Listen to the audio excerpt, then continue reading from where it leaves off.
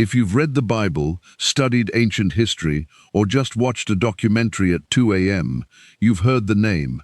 But what most people don't actually know is why Babylon became such a big deal in the first place. And honestly, its story is way messier and way more human than the myth suggests. About 90 kilometers south of modern Baghdad, right along the Euphrates River, sit the ruins of what was once one of the greatest cities in the ancient world. This is the city that shows up again and again, in the Old Testament, in the writings of Greek historians like Herodotus, and later in the imaginations of Renaissance painters who'd never even seen it. But before it was a myth, it was just a city. So let's start with the name itself, because even that has a story. Babylon is actually the Greek pronunciation of the original name. The Babylonians themselves called their city Babel. The Greeks, as they tended to do, mangled a lot of foreign words, and Babel became Babylon. The name itself translates to something like Gate of the Gods. And it wasn't just poetic branding, it reflected the city's deep religious identity, particularly its connection to Marduk, the patron god of the city, who would go on to matter a lot more later in this story. Keep him in mind. Now here's where things get murky, because ancient history always does. Some legends claim Babylon was founded by Sargon of Akkad, the great conqueror king who ruled somewhere around 2334 to 2279 BCE, and who's credited with building several of the city's earliest temples. It's a great story. A legendary king lays the first stone of a legendary city. The problem is, we can't actually confirm any of it. And honestly, it's probably not true. Here's why. By the time later Mesopotamians were writing about Sargon, he wasn't really remembered as a man anymore. He'd become something closer to a myth, a folk hero, practically a demigod. Kids were raised on stories of him the way we might tell kids about Hercules. So if you're a scribe centuries later trying to explain where your great city came from, and you don't actually have the records to prove it, attaching your origin story to a legendary figure like Sargon is incredibly convenient. It gives your city instant prestige, a sense of sacred destiny, something worth bragging about to the neighboring kingdoms.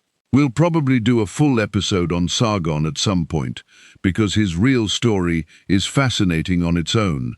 But for now, let's keep moving. What we do know is that during Sargon's era, Babylon was almost certainly nothing special, just a modest port town sitting along the Euphrates trade routes. Unfortunately, we don't have much physical evidence from this early period, because centuries of river silt and the city's own expanding population were buried and built over whatever was there. Babylon's real rise to prominence didn't come until much later, with the arrival of a group of people from the west called the Amorites.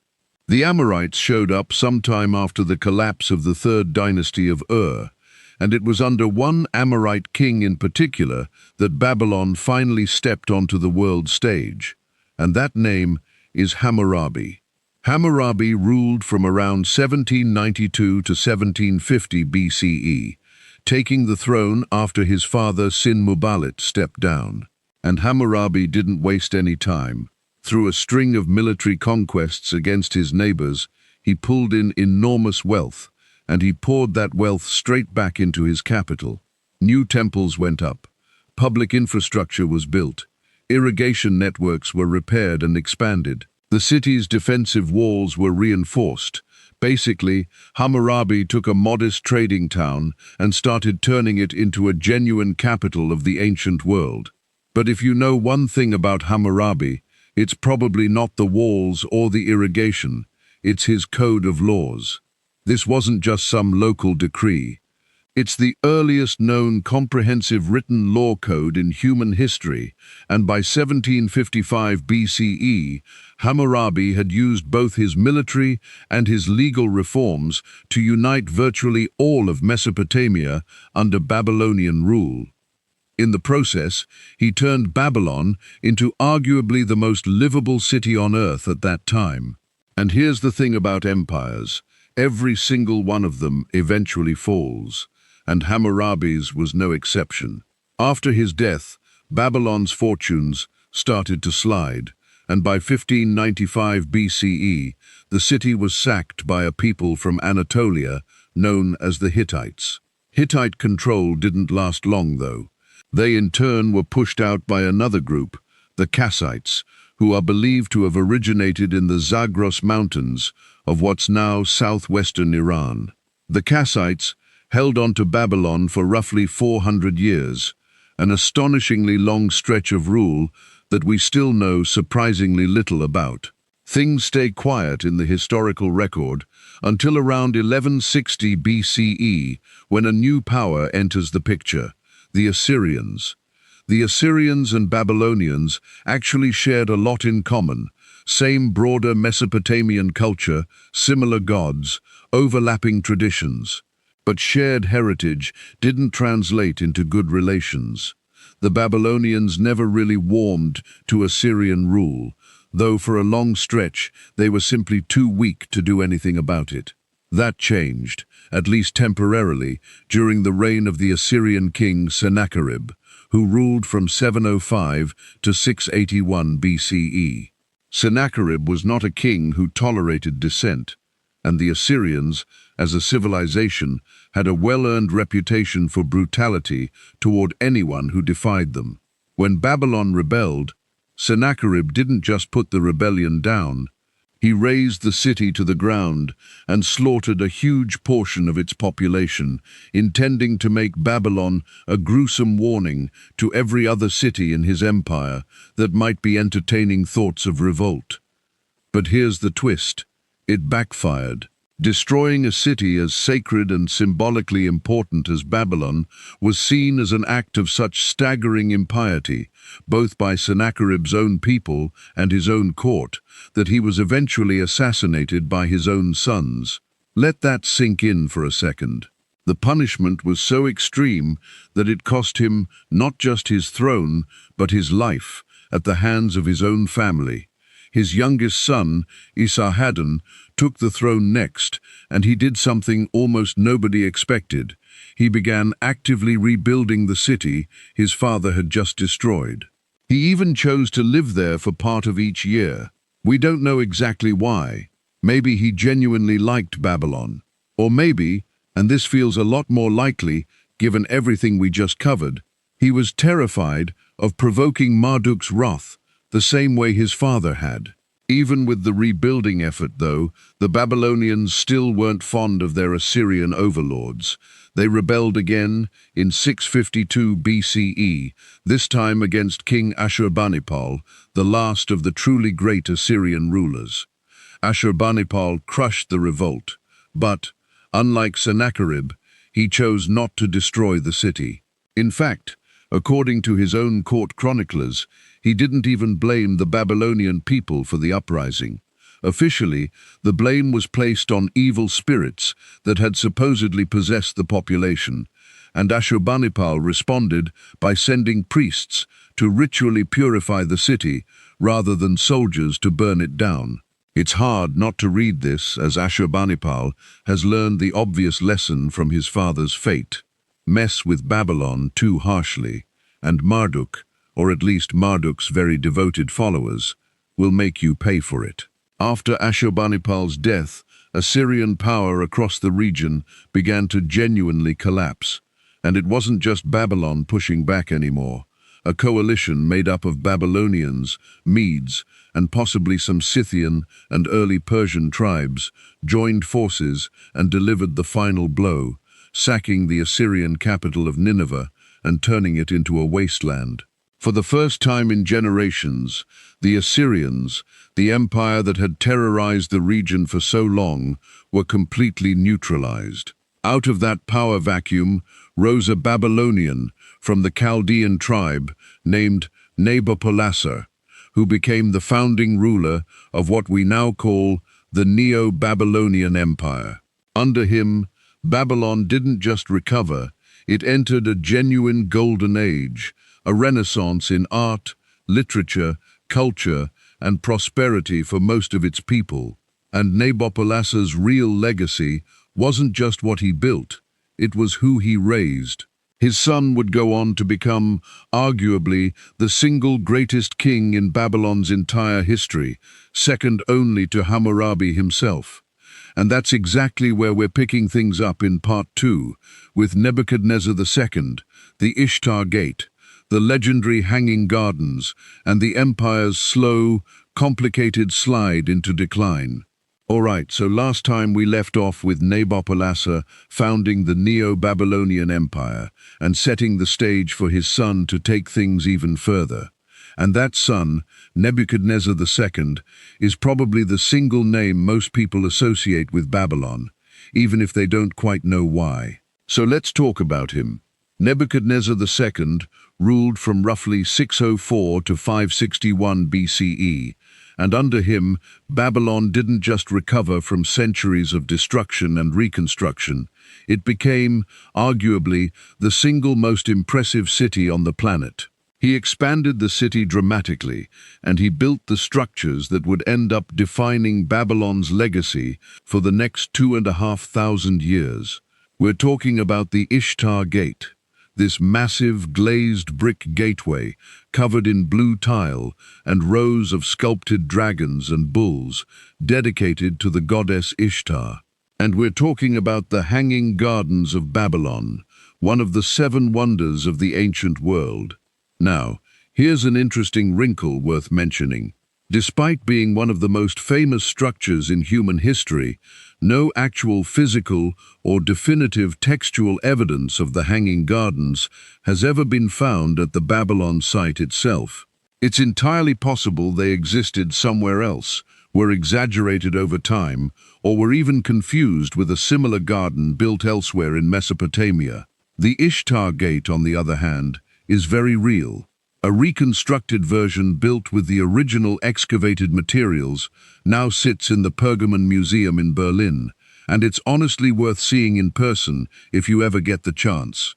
But we can't talk about Nebuchadnezzar's Babylon without acknowledging its dark side, because for all its splendor, this was not a city built purely on glory and good governance. According to the Old Testament and other archaeological sources, a huge amount of Babylon's construction relied on forced slave labor. This wasn't incidental, it was often used as a deliberate form of punishment, imposed on the losing side of a war, political dissidents, convicted criminals, and people who'd fallen into debt. The grandeur we associate with Babylon, the gates, the temples, the gardens, was, in no small part, built on the backs of people who had no choice in the matter. After Nebuchadnezzar II died, the empire he'd built started to unravel almost immediately. Information from this period is frustratingly thin, but what we do know points to a messy succession dispute, a scramble among his sons and relatives over who would actually inherit the throne. Eventually, a man named Nabonidus seized power in a coup, murdering the sitting king, Labashi Marduk, to do it. His claim to being part of the Chaldean royal line was, to put it gently, questionable. And Nabonidus would go down in history as the last native Babylonian king to ever rule the city. Here's where things start moving fast. In 539 BCE, the Persian king Cyrus the Great defeated the main Babylonian army at the Battle of Opis. With that army effectively neutralized, Cyrus marched straight toward the Babylonian capital. And according to legend, and this part is genuinely debated by historians, Cyrus's forces diverted the flow of the Euphrates River itself, lowering the water level enough to march troops through the riverbed and into the city completely unnoticed, all timed to a Babylonian religious festival when the city's guard was down. Whether that specific story is literally true or a dramatized retelling is honestly unclear. What we do know for certain is that Babylon fell with almost no resistance and suffered virtually no destruction. And that raises a pretty obvious question. How does a foreign conqueror take one of the most fortified, culturally significant cities in the ancient world without a real fight? Compare that to the Assyrians who, as we covered, could only ever pacify Babylon through outright massacre. So what was different this time? The most likely explanation comes down to religion, and specifically to Nabonidus's own failures as king. Nabonidus had deeply alienated the powerful Babylonian priesthood by neglecting his ceremonial duties to the city's patron god, Marduk. Surviving Babylonian tablets from the period claim Nabonidus had instead been worshipping and building temples for a different deity entirely, the moon god Sin. He reportedly left his own son, Belshazzar, in charge of Babylon for years, while he retreated to a remote desert shrine dedicated to that god. Cyrus, on the other hand, played this situation perfectly. He publicly positioned himself as a devoted servant of Marduk, restoring the god's temples, personally carrying out the proper religious ceremonies, and generally doing everything Nabonidus had failed to do. And unlike the Hittites or the Assyrians before him, Cyrus didn't punish the population. The city was spared any real bloodshed. He kept many of the existing Babylonian officials in their posts, and rather than treating the city as a conquered enemy, he folded it in as one of his own administrative capitals. Cyrus also did something that still echoes through history today.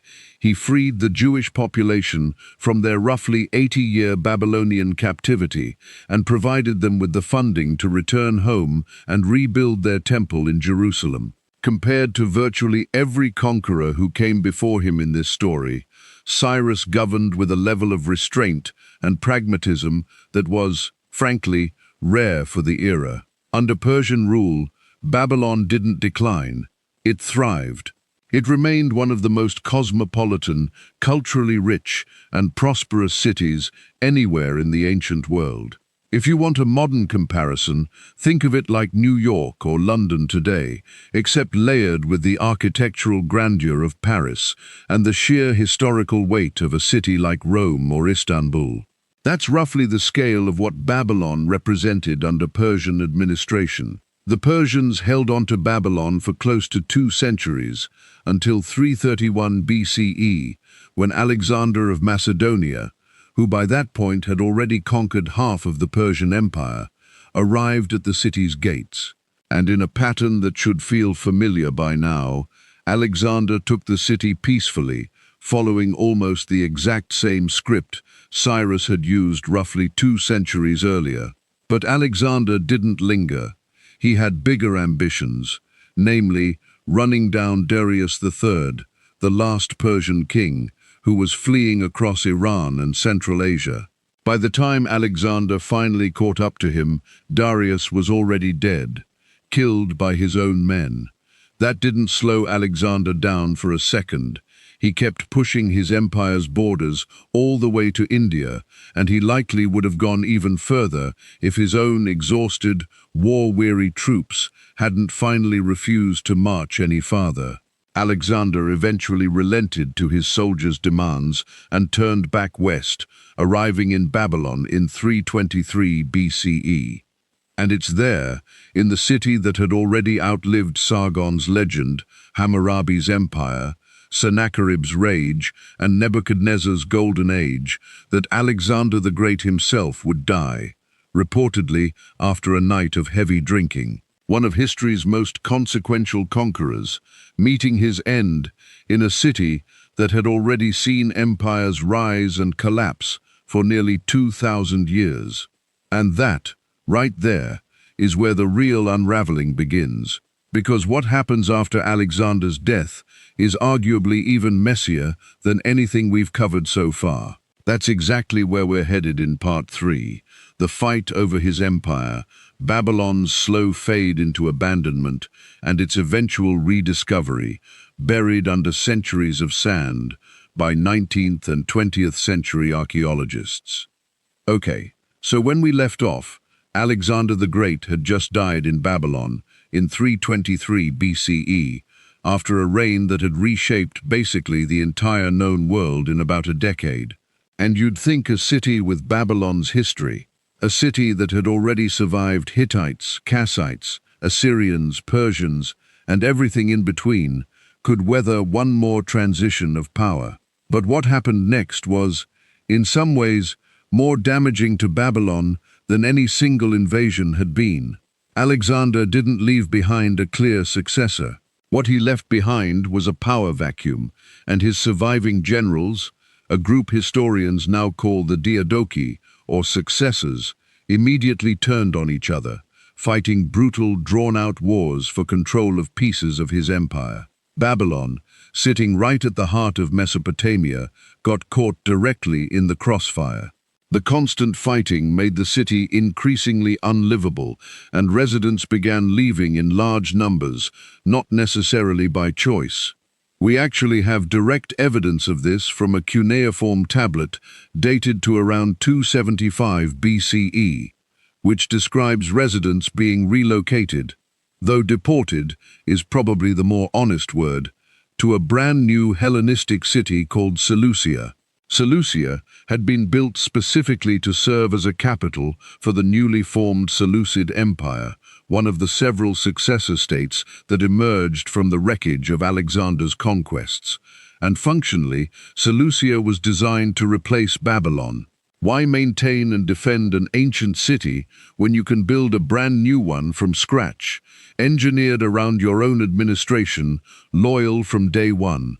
This is really the turning point, where Babylon stops being a living, breathing capital and starts becoming a relic. When the Parthians, an Iranian dynasty that eventually took over from the Seleucids, assumed control of Mesopotamia, Babylon had, for all practical purposes, already been abandoned. The city saw a brief, partial revival centuries later under the Sasanian Empire, but it never came anywhere close to reclaiming the glory it once had under Hammurabi or Nebuchadnezzar. It had become a shadow of itself, propped up occasionally by whoever happened to be passing through, but no longer a center of gravity for anyone. Then came the Arab-Muslim conquest of Mesopotamia, and after that, Babylon essentially vanishes from active history altogether. Not destroyed in some dramatic final battle, just quietly forgotten, left to crumble, buried, slowly, under centuries of wind-blown sand and river silt, until the name Babylon existed almost entirely as scripture and legend rather than an actual place you could walk to. And it stayed that way for roughly 1,000 years. It wasn't until the 17th and 18th centuries that European explorers started taking a serious interest in the ancient history of the region, venturing out and returning home with strange, unfamiliar artifacts. These objects captured the imagination of historians, universities, and, let's be honest, a fair number of wealthy adventurers looking for either profit or personal glory. By the 19th century, expeditions to Mesopotamia were arriving in genuine droves. Some came chasing treasure. Others came because they wanted to physically stand on the ground described in the Bible, to touch something that connected them to scripture they'd read their whole lives. But it was really one man, working over an extended, painstaking stretch of years, who transformed our understanding of Babylon from scattered myth into documented history. From 1899 to 1917, the German archaeologist Robert Koldewey led a long, meticulous excavation of Babylon's ruins. This wasn't a quick treasure hunt. It was nearly 2 decades of careful, methodical digging, mapping, and documentation. And it's largely because of Koldewey's work that we have anywhere near the level of detail about Babylon that we've covered across these 3 parts. The layout of the city, the construction of the Ishtar Gate, the physical scale of what Nebuchadnezzar actually built, All of that traces back to this one extended excavation.